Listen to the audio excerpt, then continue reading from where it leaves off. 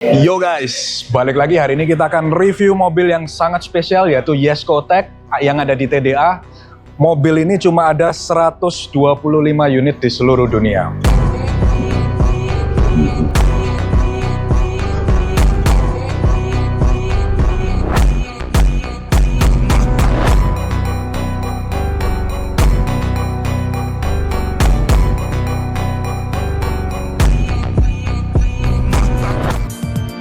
Yang menarik adalah dari mesin ini, Koenigsegg ini tidak ada hybrid-hybridan. Jadi kalau brand lain ya kayak Ferrari, Lambo, McLaren, the newest hypercar kayak the XX, kemudian Revuelto, kemudian W1, itu semuanya goes to hybrid. Semuanya udah dicampur hybrid. Tapi kalau yang di Jesko Koenigsegg ini, mereka nggak mau pakai listrik, nggak mau hybrid-hybridan. Jadi full combustion engine. Dan ini running di 5000 cc twin turbo V8. Jadi kalian kalau punya mobil ya, saya udah punya 2 hypercar yang hybrid. Hybrid itu sensor-sensor kecilnya itu suka ada aja gitu. Nah kalau combustion itu lebih rewel guys ya. Kalian bisa lihat ini mesinnya benar-benar dibikin dari nol sampai selesai handmade sama Koenigsegg-nya langsung. Jadi nggak ada bagian di mesin ini yang di outsource sama mereka. Pure 100% handmade. Kemudian kita lanjut dengan berat mobilnya. Berat mobil ini cuma sekitar 1400 sekian kilogram. Dan ini lebih ringan 100 kg dari Ferrari SF90 XX. Jadi kalau dari jumlah berat, mobil ini jauh lebih ringan. Padahal kalau kalian lihat secara real life ya, ini size-nya lebih besar daripada Ferrari XX. Nah itu canggihnya Koenigsegg ya. Dan 0 sampai 100-nya Koenigsegg ini itu sekitar 2,5 detik. Ini lebih lambat dari Ferrari XX. Kenapa? Karena downforce-nya begitu gede. Kalian kalau lihat wing-nya in real life ya, ini benar-benar bilangnya gimana?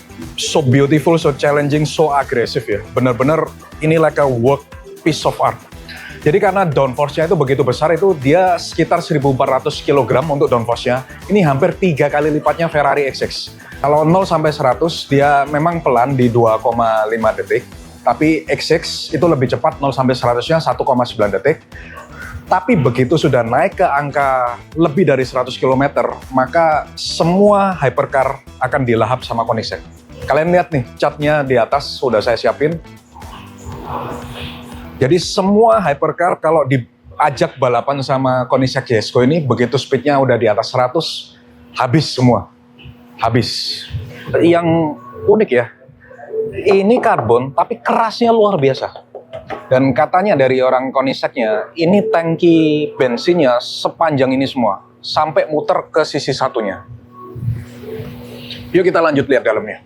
Ya, kemudian yang selling point dari Jesko adalah di transmissionnya. Ini namanya LST, dan dia cuma ada di merek Jesko. Artinya ini hak patennya punya Jesko. Nggak ada di transmisi merek lain. Bedanya apa? Kalau kalian pernah nyetir hypercar ya, contoh kemarin gue nyoba bawa XX itu, ketika kecepatannya mulai naik ke atas, mesin itu akan terasa perbedaan ketika ganti gigi. Mulai ada sedikit delay-nya, sedikit kerasa sekian detik, 1 detik or something. Tapi in terms of transmission dari Jesko, ini mereka punya proprietary system sendiri yang disebut dengan LST. Dan katanya ketika ganti gigi itu cuma butuh waktu 30 milisecond. Jadi ketika you drive the car and waktu you run dengan kecepatan yang sangat tinggi, ini nggak akan terasa pergantian giginya. Dan ini salah satu yang bikin driver experience dari Jesko ini berbeda dari brand lainnya. Nah, kita lihat dari juga di interiornya, ini sama sekali tidak ada tempat penyimpanan guys. Jadi ini cuma pajangan, dan kalau mau ngecas HP ini ditaruh di dalam sini. Dan that's it. No other place to put anything inside the car. Ini mirip sama seperti XX1, jadi di dalam lu sama sekali nggak bisa taruh barang apa-apa. Why? Karena this is a race focus car. Jadi memang mobil untuk balapan. Dan yang menarik juga adalah dari sisi interiornya, speedometernya ini akan bergerak mengikuti setir. Nah, seperti gimbal.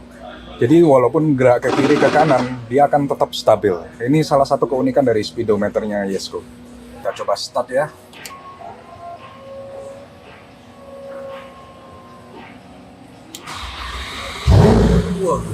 Suaranya men. Dan sekarang kita bahas dari in terms of investment ya. Annually kalau kita lihat secara harga Yesco itu naik sekitar 5-7% per tahunnya. Jadi memang ini bisa dilihat sebagai one of the investment. Dan kira-kira nih guys, menurut kalian berapa harganya? Coba tebak, komen di bawah.